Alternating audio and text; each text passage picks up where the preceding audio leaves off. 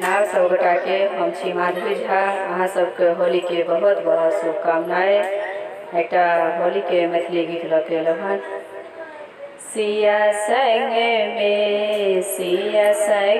में राम खेलती होली। सिया संग में राम खेलती होली। सिया संग में राम खेलती होली। सिया संग में किनका के पहिरन पियर पीताम्बर। किनका के पहिरन पियर पीताम्बर। किनका के पहिरन चिर चुंदरी हो। किनका के पहिरन चिर चुंदरी। सिया संग में राम खेलती होली। सिया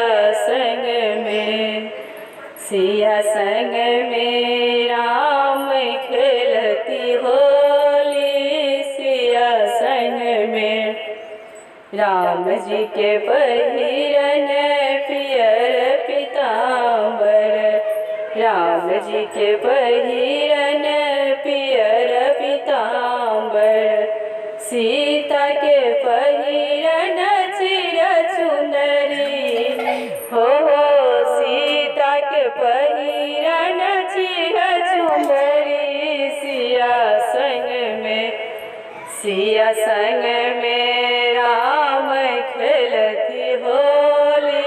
सिया संग में किनका के हाथ कनक पिचकारी। किनका के हाथ कनक पिचकारी।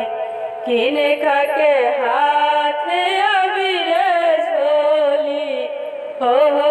किनका के हाथ अबीर झोली। सिया संग में राम खेलती होली।